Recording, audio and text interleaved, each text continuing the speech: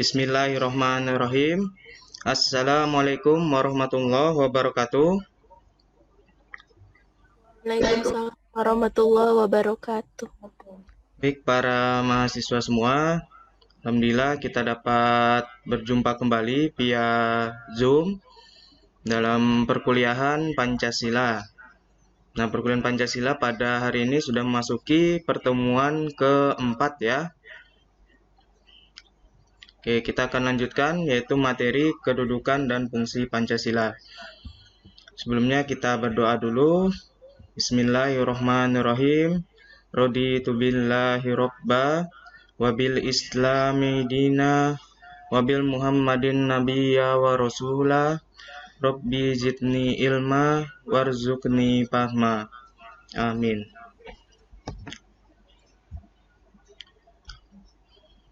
Baik, dalam materi kali ini terkait kedudukan dan fungsi Pancasila yang kedua, kita sedikit membahas terkait fungsi Pancasila. Yang pertama ada fungsi pokok Pancasila secara yuridis yang tertuliskan dalam pembukaan Undang-Undang Dasar 1945 pada pokok pikiran yang keempat atau alinea yang keempat. Kemudian pada fungsi lainnya itu berdasarkan realitas Pancasila yang diwujudkan dalam berbagai bidang-bidang kehidupan, yakni ada bidang sosial, bidang politik yang mencakup Hankam yaitu pertahanan dan keamanan, serta bidang-bidang lainnya. Kemudian dalam setiap penyelenggaraan negara itu harus sesuai dengan yang namanya nilai-nilai Pancasila.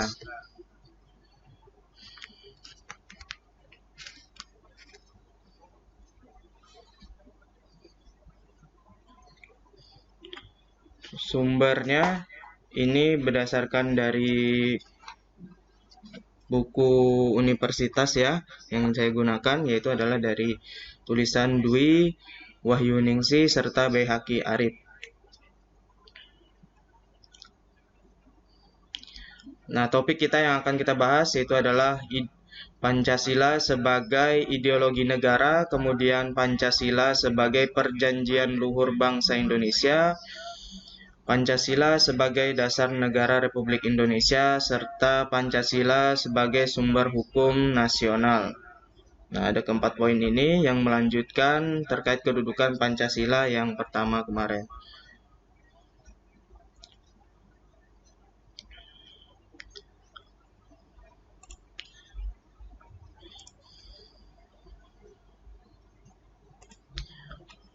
Kedudukan Pancasila sebagai ideologi negara itu tidak terlepas dari lahirnya Pancasila sebagai pandangan hidup serta budaya bangsa Indonesia yang asli. Nah, budaya bangsa Indonesia yang asli itu diangkat dari nilai-nilai adat istiadat, nilai-nilai kebudayaan, serta nilai religius bangsa Indonesia sejak zaman dahulu.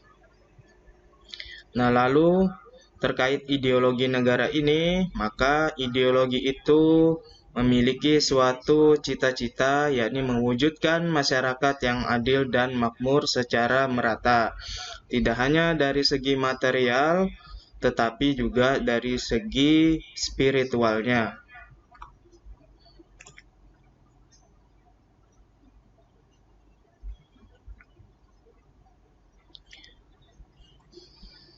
Baik, pada slide berikutnya ini terkait ideologi itu ada beberapa kata kunci.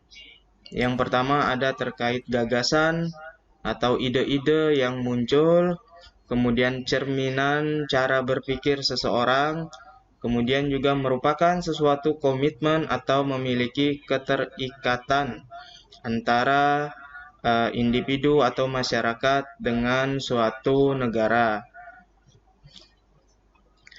Nah, maka terkait ideologi ini perlu diyakini masyarakat secara penuh agar tercapai suatu cita-cita nasional atau negara.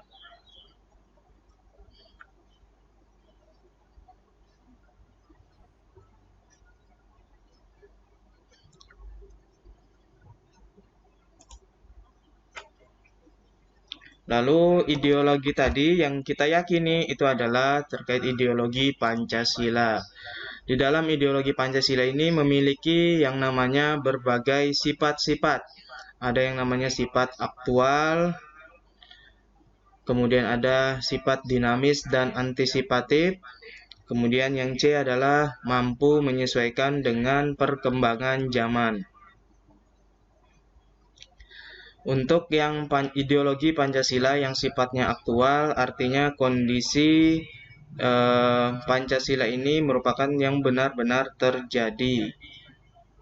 Kemudian dinamis, itu karena zaman terus berubah, maka Pancasila nanti juga dapat menyesuaikan dengan perkembangan zaman.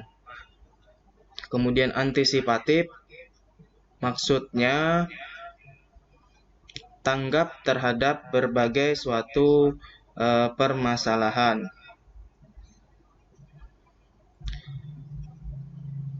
Nah, lalu dari beberapa sifat ini, maka ideologi Pancasila ini termasuk dalam ideologi terbuka. Karena kita telah tahu ya bahwa selain ada ideologi terbuka, maka ada ideologi tertutup.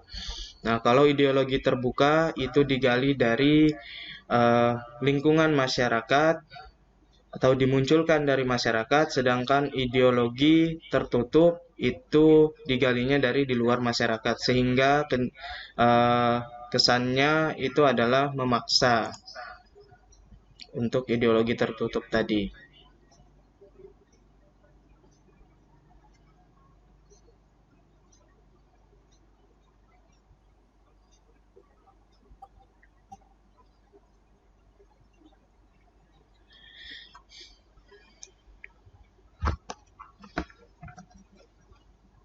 Kemudian di dalam ideologi terbuka yang dituliskan oleh Notonegoro, dikutip dalam kailannya, maka terdapat 3 nilai di dalam ideologi terbuka. Itu ada yang namanya nilai dasar, kemudian nilai instrumental, serta nilai praksis. Terkait dengan ideologi Pancasila, maka nilai dasar itu merupakan kelima nilai dasar dalam Pancasila. Nah, nilai dasar tersebut merupakan cita-cita bangsa Indonesia dan sifatnya itu tetap atau merupakan sudut pandang atau dimensi idealitas. Kemudian nilai instrumental atau alat atau wadahnya dalam mengamalkan nilai-nilai dasar dalam Pancasila, maka berupa instrumental, yakni norma-norma dan kebijakan-kebijakan. Lalu secara khususnya norma-norma itu ada terkait norma hukum, norma moral, norma agama, norma sosial, lalu ada garis besar haluan negara, serta kebijakan-kebijakan yang lain. Dalam artian sudut pandangnya adalah dimensi normatif. Baik, lalu yang ketiga, ini adalah nilai praksis. Nilai praksis ini merupakan realisasinya dari cita-cita atau dari nilai dasar tadi dalam kehidupan setelah diproses dengan norma atau kebijakan yang dibuat, yakni dari sudut pandang atau dimensi realita.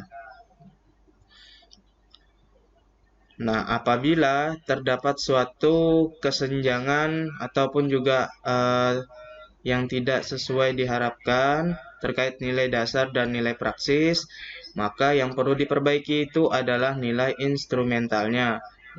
Dalam hal ini kaitannya terkait kebijakan-kebijakan, kemudian juga memperbaiki segala norma-norma yang dilaksanakan di negara kita.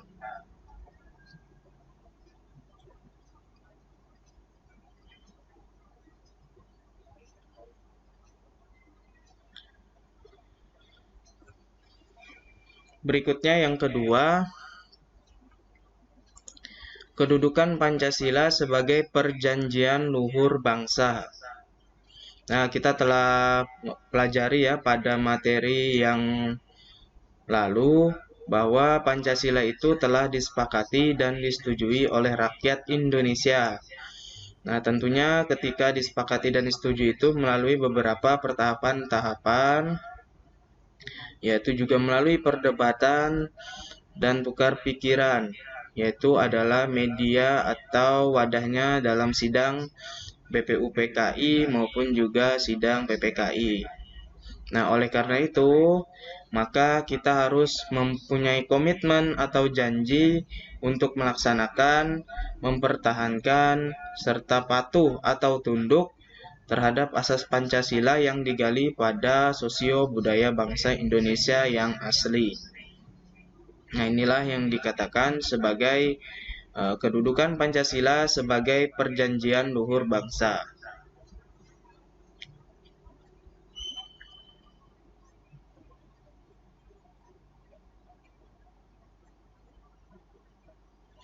Yang ketiga, kedudukan Pancasila sebagai dasar negara Indonesia. Yang pertama, Pancasila merupakan sumber dari segala sumber hukum Indonesia. Nah, tadi telah disinggung ya di awal slide bahwa segala penyelenggaraan negara itu berdasarkan nilai-nilai Pancasila. Nah, kemudian yang kedua, suasana kerohanian atau kebatinan dari Undang-Undang Dasar 1945.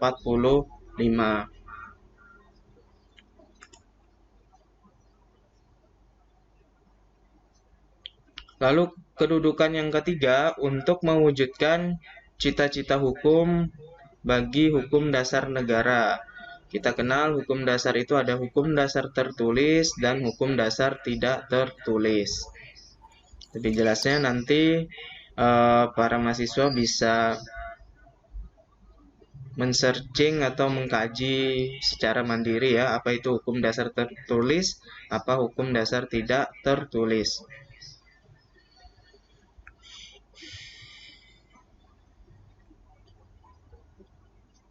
Kemudian yang keempat, mengandung norma-norma untuk memegang teguh cita-cita moral rakyat yang luhur.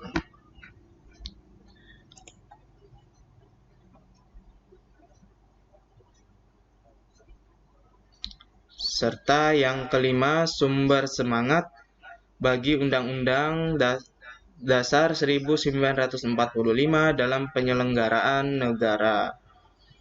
Nah, di sini dari poin D dan E tadi disinggung terkait masalah mengandung norma untuk memegang teguh cita-cita moral rakyat yang luhur. Ini ditujukan terhadap penyelenggaraan pemerintah. Selain itu, juga ada penyelenggaraan yang mendukung seperti partai politik dan golongan yang lainnya. Ini juga fokusannya terkait sumber semangat ini bagi penyelenggara negara tadi, yaitu adalah penyelenggara aparatur negara atau dalam pemerintahan, serta partai politik ataupun golongan-golongan lain yang terkait dalam penyelenggaraan negara. Nah, lalu apa sih yang dimaksudkan dengan makna Pancasila sebagai dasar negara itu? Nah, maka yang pertama itu sebagai dasar untuk menata negara yang merdeka dan berdaulat. Nah, telah kita ketahui ya bahwa dalam pembukaan Undang-Undang Dasar 1945 alinea keempat telah disebutkan. Lalu yang kedua, sebagai dasar mengatur aparatur penyelenggaraan negara yang bersih dan berwibawa. Yang bersih artinya tidak terjerat kasus KKN ya, serta berwibawa, memiliki kode etik, tugas pokok yang telah diamanahkan. Kemudian makna Pancasila sebagai dasar negara ini sebagai dasar untuk arah dan petunjuk aktivitas kehidupan sehari-hari.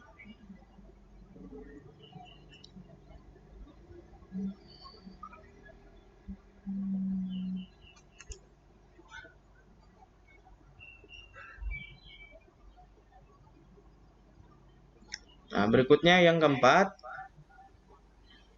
kedudukan Pancasila sebagai sumber hukum nasional. Ini kaitannya sama dengan kedudukan Pancasila sebagai tadi yang ketiga itu adalah dasar negara Indonesia. Nah, jadi ada kaitannya gitu ya, saling dia nyambung. Jadi untuk Pancasila sebagai sumber hukum nasional, maka dia dikatakan sebagai sumber hukum tertib Indonesia. Artinya tadi sumber dari segala sumber hukum nasional. Nah, kemudian Pancasila juga merupakan asas kerohanian tertib hukum Indonesia. Dalam pembukaan Undang-Undang Dasar 1945 yang dijabarkan dalam 4 alinea. Kemudian yang ketiga, mewujudkan sebagai hukum dasar, yaitu hukum dasar tertulis dan hukum dasar tidak tertulis.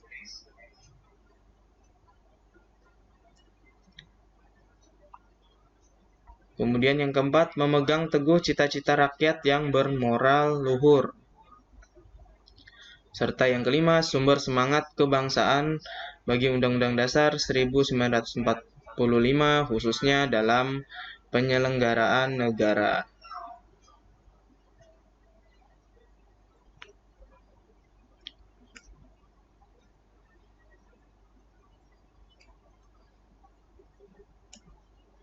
Ya, baik. Jadi pada kesimpulannya, terkait ideologi negara, Perjanjian Luhur Bangsa Indonesia, Dasar Negara Republik Indonesia, serta sumber hukum nasional memiliki kedudukan masing-masing atau memiliki fungsinya masing-masing dari penjelasan-penjelasan yang telah dijabarkan tadi.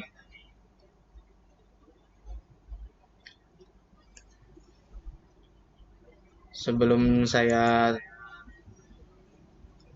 tutup, nah maka di sini dicatat dulu ya terkait tugasnya.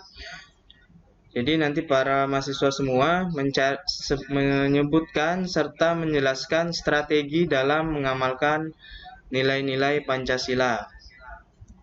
Nah, terkait strategi dalam mengamalkan Pancasila itu sangat banyak ya. Kita dapat melihat dari segi pendidikan. Kalau dalam pendidikan ini kan kita yang namanya belajar ini itu segi pendidikan. Kemudian ada dari segi nanti kebudayaan. Kemudian ada segi sosial. Kemudian ada dari segi heuristik. Nah, itu banyak sekali. Silakan nanti disebutkan kemudian dijelaskan.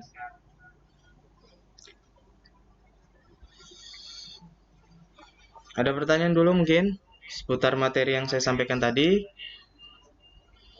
Mungkin kita batasi satu penanya aja dulu ya, karena kita akan lanjutkan langsung ke diskusi dan presentasi.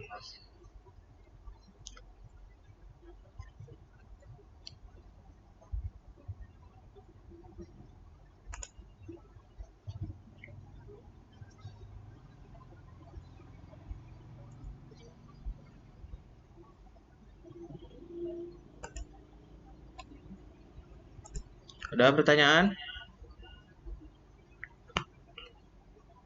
Terkait tugas yang tadi, jelas?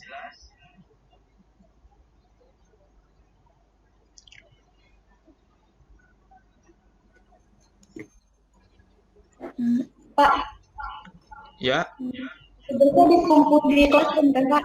Atau ya. di Tugas nanti dikumpulkan di classroom aja. Nanti saya buatkan itu roomnya ya. Oh ya, baik Pak.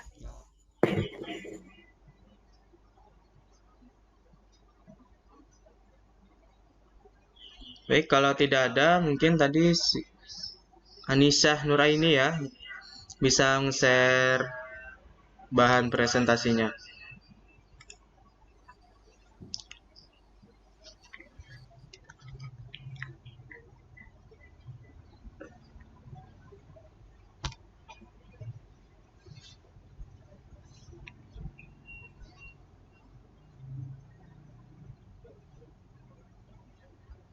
Sebelum nanti dimulai presentasinya, sedikit sebagai acuan ya. Nanti lamanya presentasi dari kelompok maksimal 15 menit. Nah, selebihnya ada diskusi yang mungkin minimal nanti 3 buah pertanyaan gitu ya. Oke, terima kasih. Saya serahkan kepada kelompok kedua. Wassalamualaikum warahmatullahi wabarakatuh.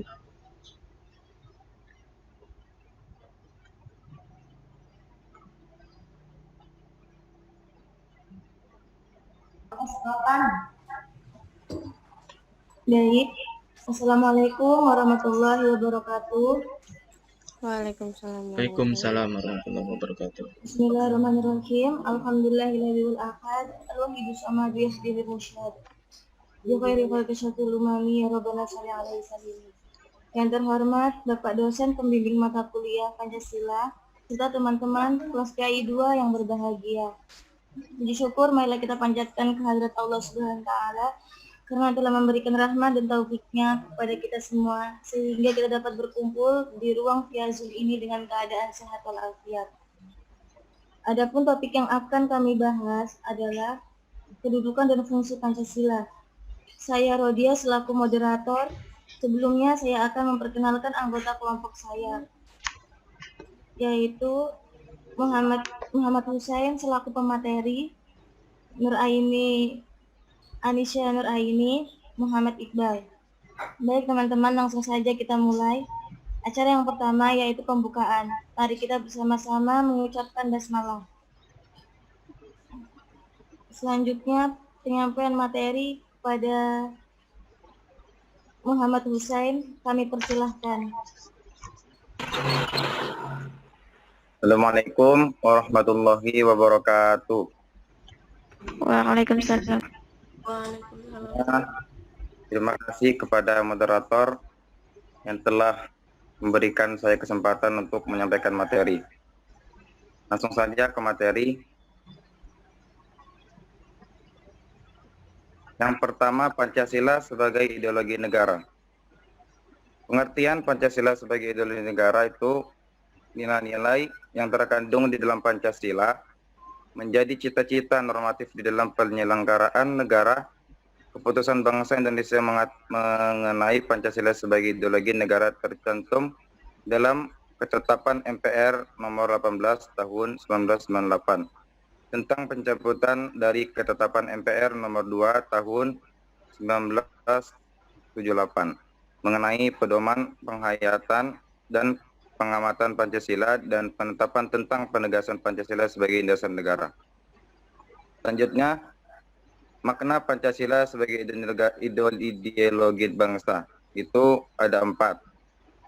Yang pertama, nilai-nilai dalam Pancasila dijadikan sebagai cita-cita normatif.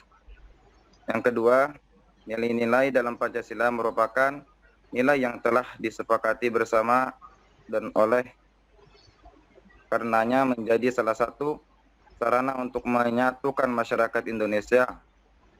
Yang ketiga, nilai-nilai Pancasila yang terkandung di dalamnya merupakan nilai-nilai ketuhanan, kemanusiaan, persatuan, kerakyatan, dan keadilan. Ini merupakan nilai dasar bagi kehidupan kenegaraan, kebangsaan, dan kemasyarakatan. Yang keempat, nilai-nilai yang terkandung dalam Pancasila menjadi cita-cita yang hendak dicapai, menjadi pedoman hidup dalam penyelenggaraan bernegara. Selanjutnya,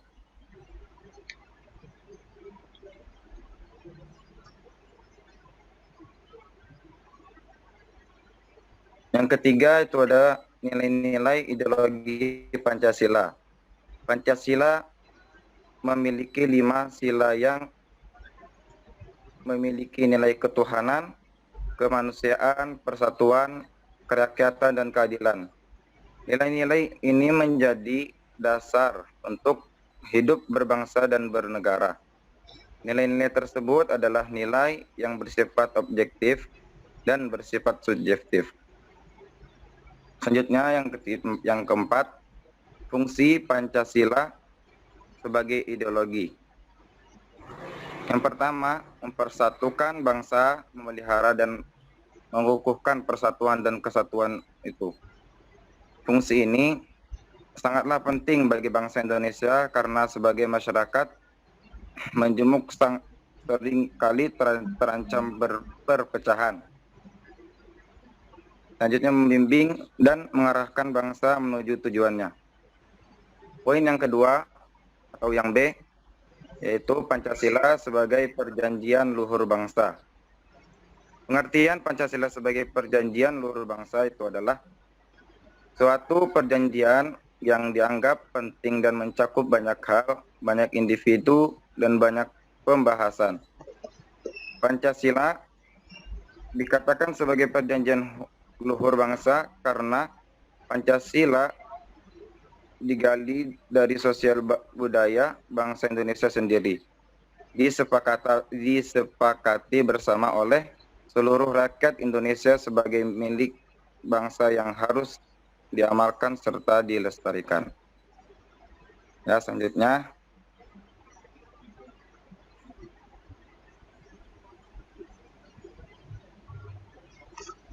yang B. Nilai dan fungsi Pancasila sebagai perjanjian luhur bangsa. Pewarisan nilai-nilai Pancasila kepada generasi penerus adalah kewajiban moral seluruh bangsa Indonesia. Jika melalaikannya berarti mengingkari perjanjian luhur itu. Sedangkan pengertian yang bersifat atis dan isotis adalah di dalam fungsinya sebagai pengatur tingkah laku pribadi dan cita-cita dalam mencari kebenaran. Pancasila sebagai philosophical way of thinking dapat dianalisa dan dibicarakan secara mendalam. Karena orang berpikir secara filosofis tidak akan ada henti-hentinya. Selanjutnya poin yang ketiga atau yang C itu adalah Pancasila sebagai dasar negara. Pengertian Pancasila sebagai dasar negara adalah Pancasila menjadi pedoman bagi masyarakat Indonesia. Dalam Pancasila nilai yang mendasar untuk dijadikan pedoman peraturan dan dasar dari norma-norma hukum yang berlaku di Indonesia. Pun demikian dalam pandangan hidup, Pancasila sebagai dasar negara dan pandangan hidup bangsa sudah tertuang di setiap sila Pancasila. Selanjutnya, fungsi Pancasila sebagai dasar negara itu ada 4.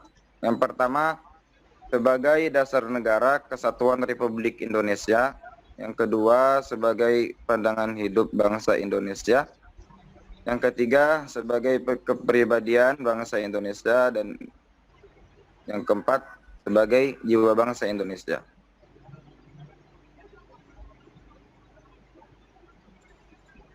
Yang kelima, masih ada. Yang kelima, sebagai sumber dari segala sumber hukum. Dan yang keenam, sebagai perjanjian luhur bangsa. Yang sebagai falsafah hidup yang mempersatukan bangsa. Yang ke-8, sebagai cita-cita dan tujuan bangsa Indonesia. Dan yang terakhir, sebagai ideologi bangsa. Dan poin terakhir itu adalah Pancasila sebagai hukum nasional. Pancasila sebagai sumber segala sumber hukum adalah mendapatkan legitimasi secara yuridis melalui TAP MPR nomor 20 garis miring MPRS garis miring 1966 tentang memoradium DPR GR mengenai sumber tertib hukum Republik Indonesia dan tata urutan peraturan perundang Republik Indonesia. Pancasila sebagai sumber segala sumber hukum memberi makna bahwa sistem hukum nasional wajib berlandaskan Pancasila. Selanjutnya, fungsi dan nilai Pancasila sebagai hukum nasional itu adalah berfungsi sebagai patokan dalam merumuskan, menyusun, dan memutuskan peraturan perundang-undangan yang ada di Indonesia sesuai dengan penetapan dan penempalannya dalam alinea ke-4 Undang-Undang Dasar 1945 yang memuat seluruh sila Pancasila, nilai-nilai yang telah ada dan hadir di kehidupan masyarakat dan bangsa Indonesia sejak dahulu kala, sehingga politik hukum dapat mewujudkannya di dalam nilai-nilai Pancasila itu ke dalam produk hukum yang dibentuknya. Hari ini, karena politik hukum adalah kebijaksanaan negara tentang hukum.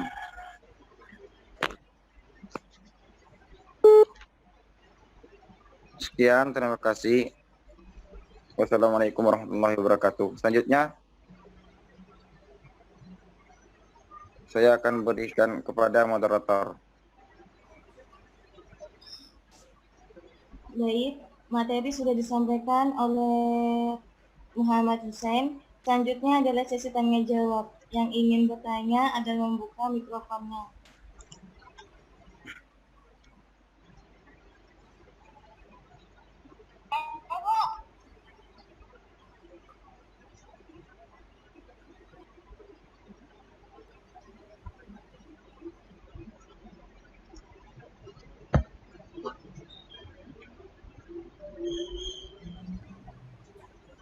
Apa ada yang ingin bertanya? Permisi, saya mau bertanya.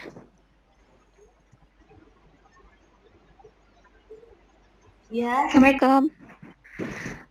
Assalamualaikum warahmatullahi wabarakatuh. Saya Asmaul Husna dari kelompok 10 ingin bertanya. Tadi kan kalian menjelaskan tentang kedudukan dan fungsi Pancasila. Nah, pertanyaan saya, jelaskan kedudukan dan fungsi Pancasila sebagai pandangan hidup dasar negara. Terima kasih.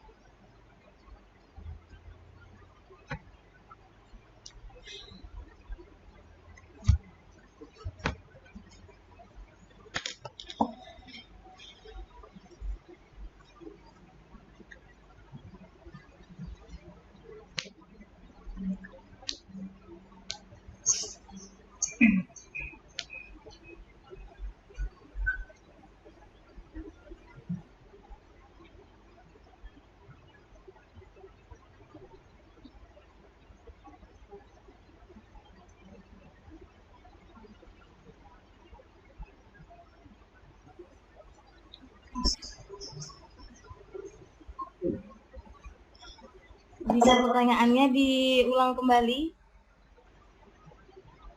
Baik. Pertanyaan saya, jelaskan kedudukan dan fungsi Pancasila sebagai pandangan hidup dasar negara.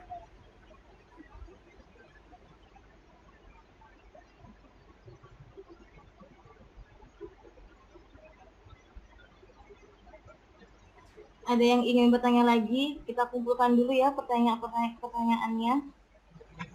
Saya izin bertanya.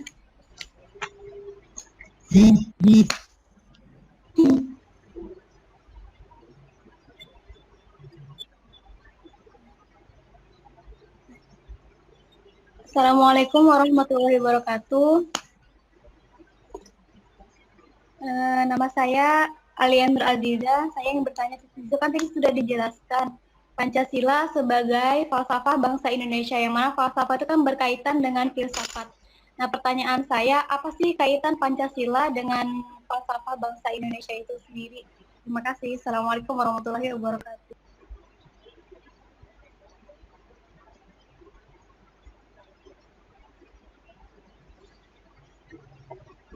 Baik, terima kasih. Apa ada lagi pertanyaan? Saya mohon izin bertanya. Perkenalkan, nama saya Aditya Uli Rahman, saya dari kelompok 1. Tadi itu ada kan menyinggung tentang ideologi Pancasila. Pertanyaan saya, bagaimana pendapat Anda sebagai mahasiswa dalam menerapkan ideologi Pancasila dalam kehidupan sehari-hari dan dalam kehidupan kampus? Terima kasih.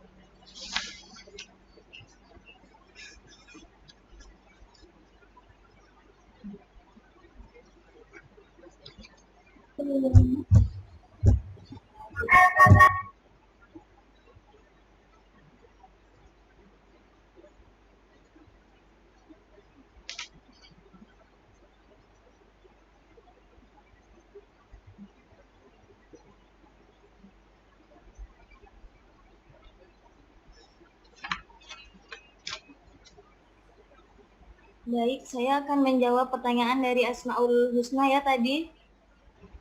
Ya. Yang jelaskan kedudukan dan fungsi Pancasila sebagai pandangan hidup dasar negara ya tadi. Iya. Ya, Pancasila itu pandangan hidup bangsa, memiliki fungsi utama sebagai dasar negara Indonesia. Dalam kedudukannya, Pancasila menepati kedudukan yang paling tinggi sebagai sumber dari segala sumber hukum atau sebagai sumber hukum dasar nasional dan tata hukum di Indonesia. Ya, itu.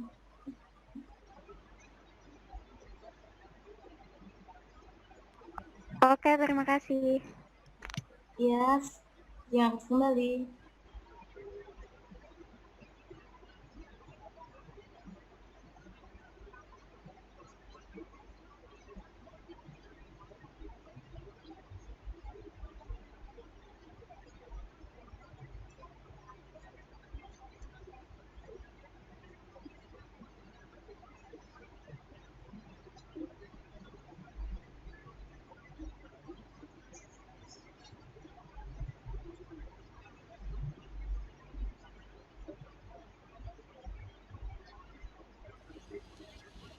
Ya, Assalamualaikum warahmatullahi wabarakatuh. Saya akan menjawab pertanyaan dari Aliyah, yaitu apa kaitan Pancasila dengan falsafah atau filsafat bangsa? Itu tadi pertanyaannya hampir sama seperti pertanyaan Asmaul Husna. Filsafat itu sebagai pandangan dalam hidup bernegara, artinya Pancasila mempunyai prinsip, yaitu perluasan manfaat dari yang bermula sebagai dasar dan ideologi. Nah, jadi dia merambah hingga ke filsafat. Jadi filsafat itu kan sebagai pandangan dalam kehidupan ya, berarti Pancasila itu sebagai pandangan dalam kehidupan bernegara. Dia digunakan sebagai pandangan hidup dalam kegiatan praksis, berarti sebagai pandangan hidup dalam kegiatan sehari-hari. Sudah jelas? Ya, terima kasih atas jawabannya. Terima kasih.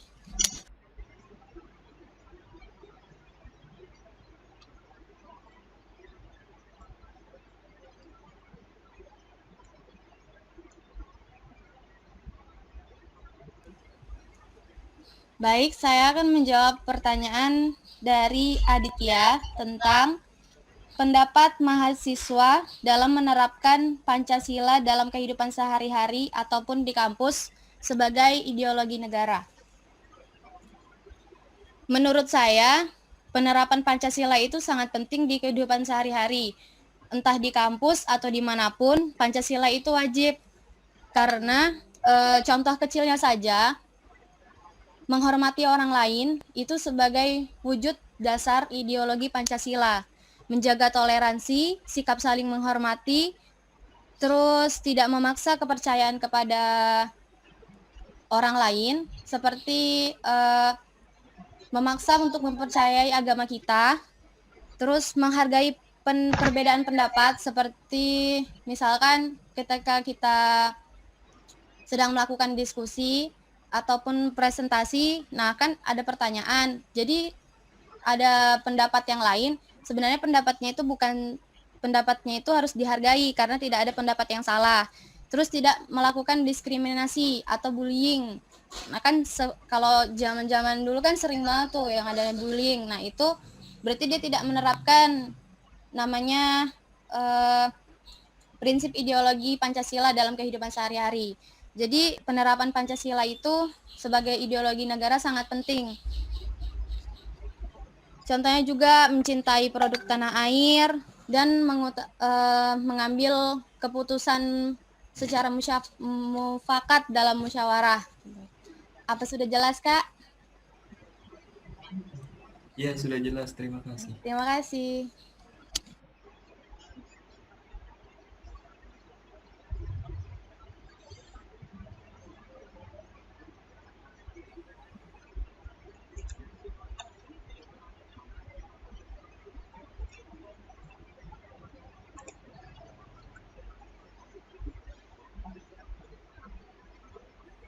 Ini pertanyaannya cukup 3 saja ya.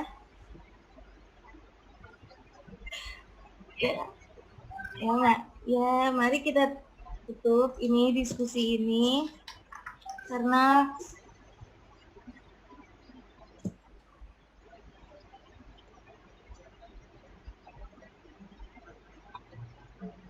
Ya, baik. Masih ada pertanyaan untuk kelompok 2?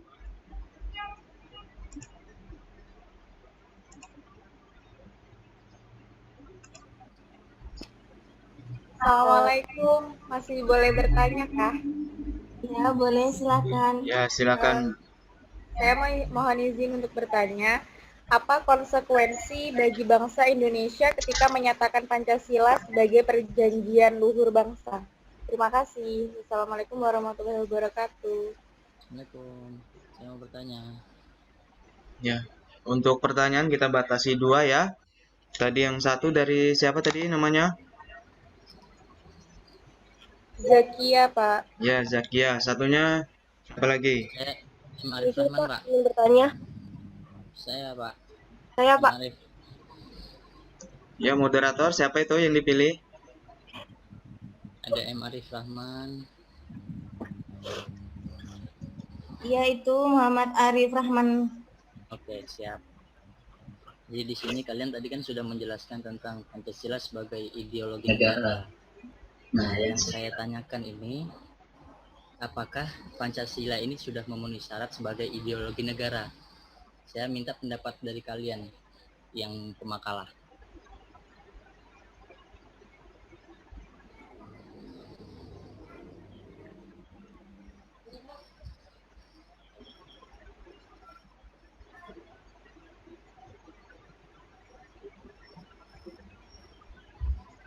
Ya, cukup ya, 2 ya.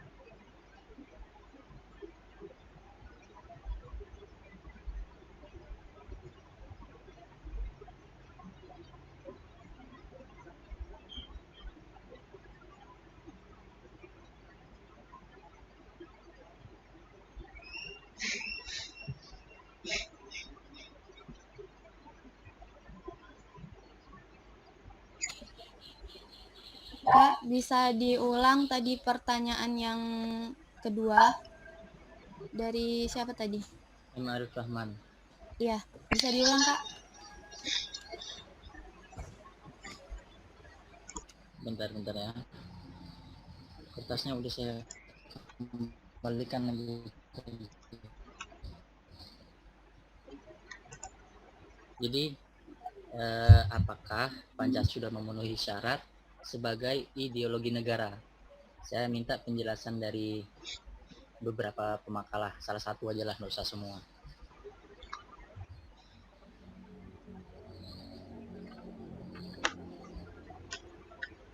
Apakah Pancasila ini sudah memenuhi syarat sebagai ideologi negara? Itu aja.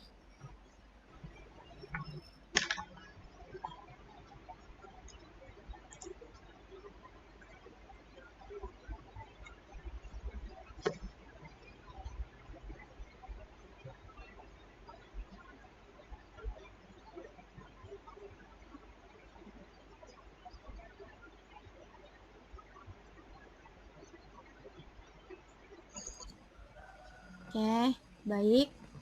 Saya jawab untuk pertanyaannya tadi. Apakah Pancasila telah memenuhi syarat sebagai ideologi bangsa? Pancasila itu diambil dari nilai-nilai para leluhur bangsa.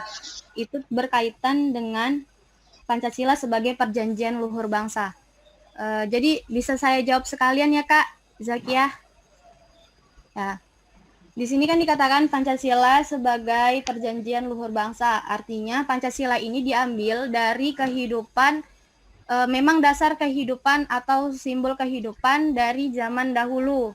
Sudah kita ketahui Pancasila ini sudah ada pada zaman Kerajaan Majapahit. Kitabnya pun sudah ditulis. Nah, terus apakah Pancasila dapat memenuhi syarat sebagai ideologi? Pancasila itu memenuhi syarat sebagai ideologi karena mengandung 3 dimensi, yaitu dimensi realitas, idealitas, dan fleksibilitas. Nah, pada dimensi realitas, Pancasila ini mengandung nilai yang digali dari segi nilai asli bangsa, dan itu bersumber dari bangsa kita sendiri. Nah, ini bisa dilihat dari realita hidup masyarakat dari zaman dulu.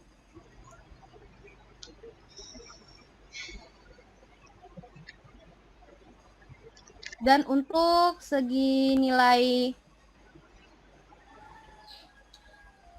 dimensi idealitas, nilai Pancasila ini diyakini terbaik bagi bangsa Indonesia. Oleh karena itu, kedudukannya masih ada dari zaman dulu hingga sekarang, dan Pancasila masih ditetapkan sebagai ideologi bangsa. Untuk nilai fleksibilitas, Pancasila ini sudah kita lihat mulai dari zaman dulu sampai sekarang yang sudah tergerus era globalisasi, Pancasila masih tetap berada di kedudukannya, yaitu tidak tergerus oleh berkembangnya zaman. Artinya, nilai-nilai yang ada di Pancasila masih tetap bisa dipertahankan sampai sekarang. Nah, jadi kenapa bisa memenuhi syarat sebagai ideologi? Karena itu 3 tadi sudah mencukupi, yaitu bersumber dari zaman dahulu, maksudnya memang cocok sesuai dengan adat istiadat dan budaya kita sebagai bangsa Indonesia. Terus dia diyakini terbaik dan bisa bertahan hingga sekarang, walaupun zamannya sudah berubah. Sudah jelas, Kak?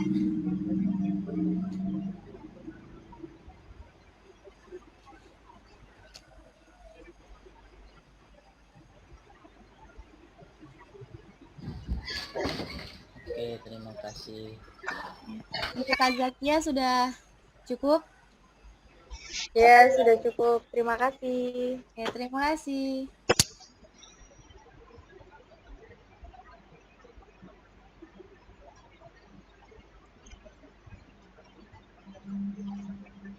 Ya, baik. Terima kasih. Ini ditutup ya, Pak? Ya, silakan. Ya, baik. Demikian dari diskusi kami dari kelompok 2. Mari kita mengucapkan hamdalah. Saya sebagai moderator mengucapkan segala salah dan khilaf. Kami mohon maaf yang sebesar-besarnya. Wabillahi taufiq wal hidayah. Wassalamualaikum warahmatullahi wabarakatuh. Saya alihkan kembali ke Bapak dosen. Ya, baik. Terima kasih kelompok 2. Alhamdulillah, jalannya diskusi menurut pandangan saya cukup lancar ya. Serta juga pertanyaannya juga sangat bagus. Kemudian juga dijawab tadi sudah sangat bagus dan tepat ya. Kemudian sedikit saja menambahkan terkait Pancasila ini, kita punya tadi ada istilah nilai subjektif dan nilai objektif gitu ya. Nah, mungkin tadi para presentasi atau yang menyampaikan materi bisa menjelaskan gitu ya apa yang terkait nilai subjektif dan nilai objektif. Nah, kalau nilai subjektif berarti merupakan hasil pemikiran bangsa Indonesia sepanjang sejarahnya. Tadi juga sebenarnya dalam diskusi telah disinggung ya. Kemudian ada nilai objektif. Nah, artinya setelah nilai-nilai Pancasila ini digali dalam kehidupan bangsa Indonesia berdasarkan sosio-budaya bangsa Indonesia yang asli, maka keberadaannya itu adalah diakui oleh bangsa luar. Artinya dia memiliki kebenaran dan keadilan dalam pelaksanaan kehidupan berbangsa dan bernegara, seperti itu. Ya, mungkin itu sedikit tambahan saya. Kemudian terkait konsekuensi konsekuensi Pancasila sebagai perjanjian luhur. Nah, maka konsekuensinya, awal dari konsekuensi ini tadi kan telah saya sampaikan juga bahwa Pancasila itu telah mengalami yang namanya diskusi panjang ya, bahkan juga perdebatan dari para pejuang kemerdekaan bangsa atau para leluhur bangsa. Nah, oleh karena itu konsekuensinya kita perlu namanya menerapkan, mengamalkan, serta patuh dan tunduk terhadap nilai-nilai Pancasila dalam kehidupan bangsa dan negara. Tadi juga terkait pertanyaan, apakah Pancasila sebagai ideologi negara itu telah memenuhi syarat? Ya, tentunya telah memenuhi syarat berdasarkan tadi dari perspektif dimensi tadi ada dimensi idealitas, dimensi normatif, serta dimensi realita. Nah, memang dalam menyepakati itu tidak mudah ya, Pancasila dijadikan sebagai ideologi, sesuatu hal yang perlu diyakini itu agak susah karena perlu kemarin yang namanya diskusi ataupun juga berembuk dari para tokoh nasional, mulai dari sidang UPKI hingga PPKI gitu ya.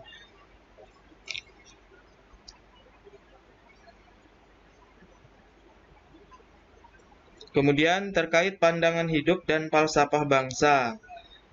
Kalau terkait pandangan hidup, artinya itu dapat dilakukan sebagai tuntunan pedoman dalam menjalankan aktivitas dalam kehidupan bangsa dan negara. Sedangkan falsafah atau filosofi dari bahasa Inggris ya, filosofi itu artinya adalah mencintai kebenaran. Artinya kita memiliki suatu tuntunan ataupun juga arah acuan, kerangka acuan, maka itu harus yakini sepenuhnya sehingga semakin kuat keyakinan kita terhadap suatu pedoman tuntunan itu, maka akan semakin mencapai suatu tujuan yang diinginkan, yaitu berdasarkan dalam pembuka Undang-Undang Dasar 1945 alinea keempat, yaitu adalah cita-cita adil dan makmur.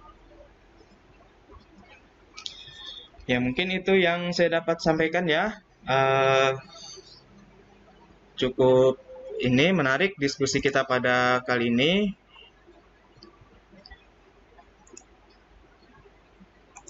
Berikutnya nanti akan kita lanjutkan ke kelompok ketiga ya pada pertemuan berikutnya.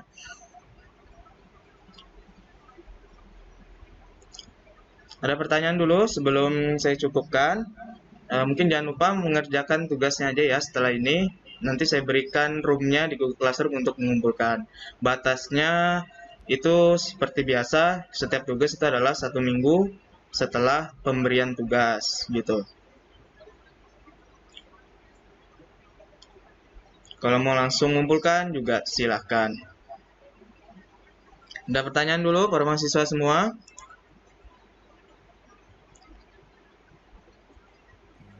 Pak, izin bertanya. Ya, silahkan. Tadi kan yang telah Bapak sampaikan bahwa pembuatan Pancasila sendiri itu melalui proses yang panjang. Berbagai rembukan dilakukan oleh para tokoh pada saat itu, bukan? Iya. Nah, lalu apakah saat pembuatan Pancasila itu sendiri terjadi pro dan kontra pada tokoh tersebut? Ya, baik. Jadi dalam merembukkan Pancasila, kita ini ya, flashbacknya ketika dalam Piagam Jakarta. Jadi di situ ada yang namanya kaum yang bergolongan Islam serta golongan yang umum gitu ya. Artinya sesuatu golongan itu atau pembeda itu akhirnya itu dapat menyatu atau mengintegrasikan bangsa Indonesia. Jadi memang ya kesimpulannya segala perbedaan itu dapat ditarik benang merahnya ketika menyusun dalam Pancasila ini, seperti itu. Ya, jelas ya? Jelas, Pak. Terima kasih. Ya, terima kasih.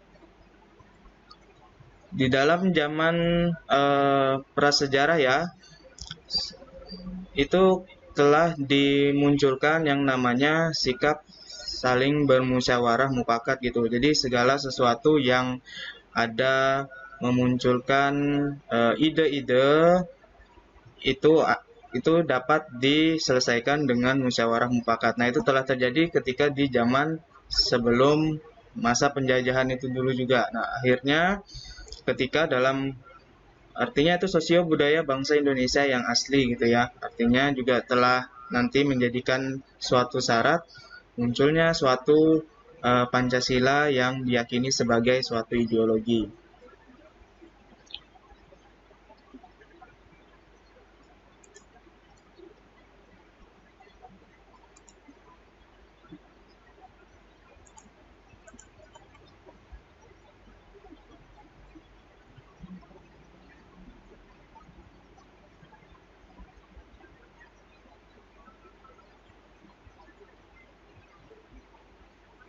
Masih ada para mahasiswa semua yang didiskusikan? Saya Pak, izin bertanya. Ya, silakan. Di sini kan tadi Bapak ada menjelaskan kedudukan Pancasila sebagai dasar negara Indonesia. Nah, di bagian poin B itu Pak ada suasana kebatinan dari Undang-Undang 1945. Nah, yang saya tanyakan apa maksud dari suasana kebatinan itu Pak? Terima kasih Pak. Baik, terima kasih dari Amin Tohari ya. Oke, saya coba share materi tadi.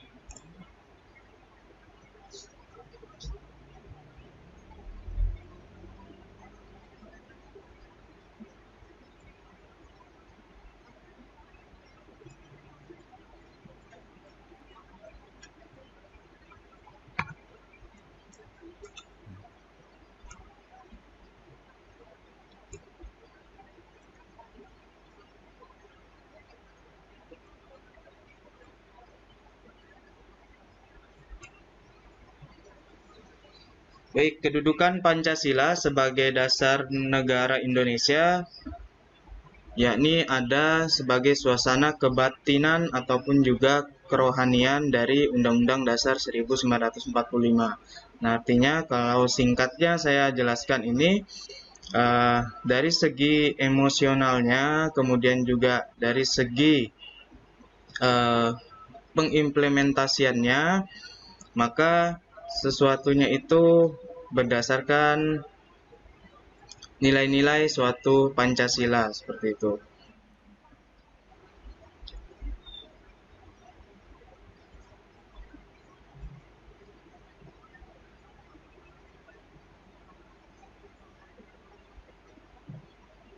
Tentunya kalau terkait masalah suasana kebatinan kerohanian ini, kaitannya juga terkait tentang yang kedudukan Pancasila sebelumnya tadi, yaitu adalah terkait kebenaran, meyakini kebenaran, yaitu sebagai falsafah bangsa Indonesia seperti itu. Saling runtut gitu ke sebelumnya lagi, kemudian yang berdasarkan lahir dari kepribadian bangsa, kemudian juga merupakan suatu perjanjian luhur bangsa. Ya, mungkin itu ya jawaban saya, amin. Baik, Pak, terima kasih.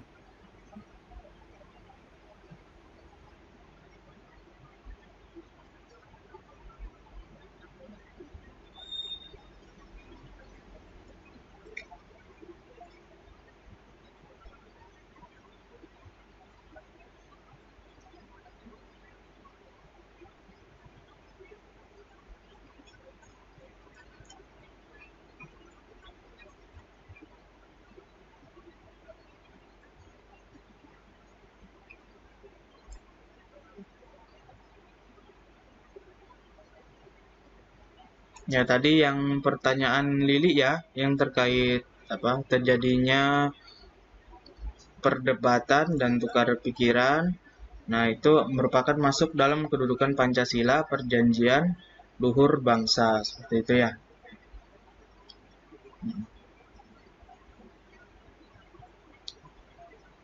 Nah, lalu konsekuensinya bagaimana? Maka kita sebagai, nanti kaitannya mungkin ada pada mata kuliah Civic Education ya, kita sebagai warga negara itu nanti memiliki kewajiban, yaitu untuk turut serta melaksanakan, mempertahankan, serta patuh terhadap asas Pancasila yang digali pada sosio budaya bangsa Indonesia yang asli, seperti itu.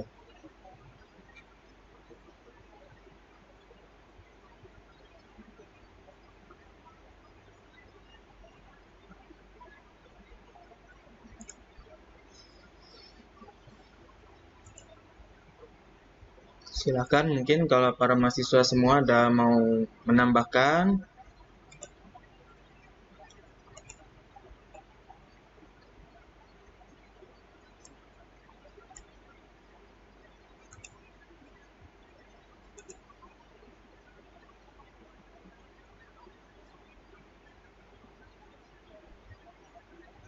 Masih ada yang mungkin mau didiskusikan?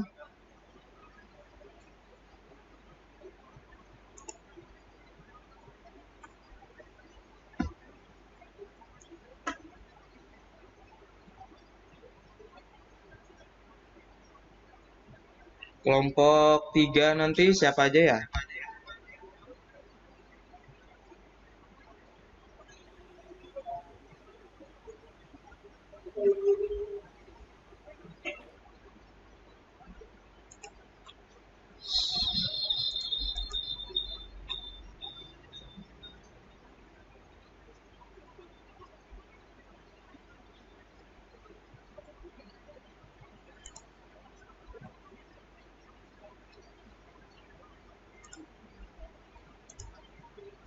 Siapa aja kelompok 3? Saya, Pak.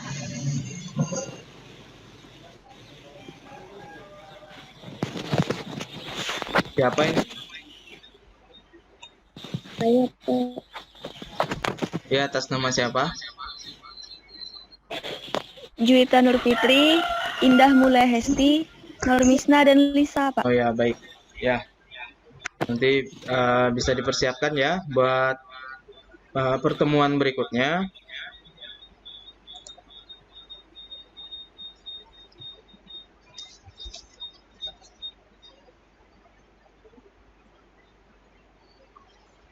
Mungkin sebelum saya tutup,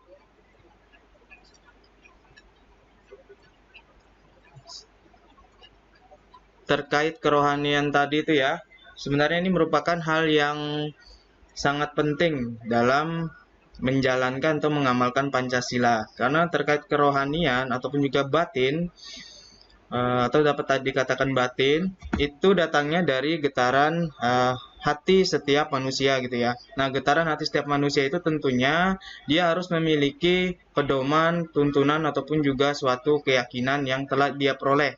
Sehingga dalam menjalankannya atau mengamalkan dari butir-butir Pancasila itu bisa secara ikhlas seperti itu ya. Artinya nanti bisa memang sesuai dengan kedudukan dari nilai-nilai Pancasila itu ataupun juga berdasarkan fungsi-fungsi Pancasila itu. Jadi perlu memang saling terkait antara kedudukan Pancasila mulai dari yang awal tadi jiwa bangsa, kepribadian hingga yang terakhir adalah sebagai sumber hukum nasional. Itu saling keterkaitan. 8 poin itu saling yang namanya dia memiliki keterikatan yang kuat seperti itu.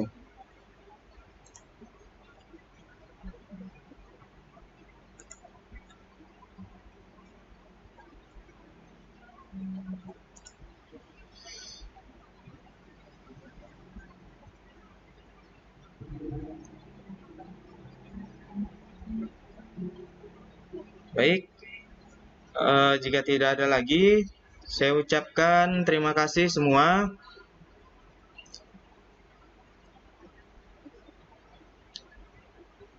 Semoga dapat berjumpa lagi pada pertemuan berikutnya. Semoga bisa lebih baik lagi. Saya akhiri. Wassalamualaikum warahmatullahi wabarakatuh. Waalaikumsalam warahmatullahi wabarakatuh. Ya. Waalaikumsalam warahmatullahi wabarakatuh.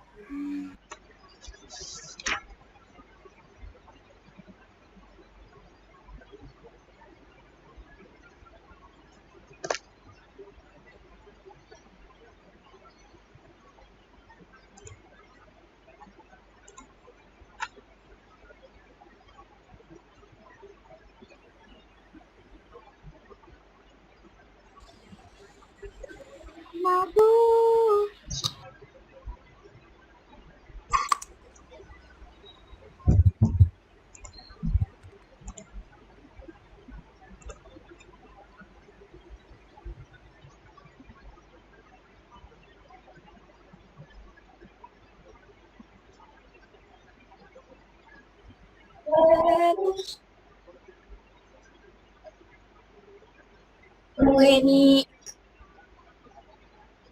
Halo guys. Ini sudah habis kayak ini. Ya Allah, baru aja masuk pagi keluar dah.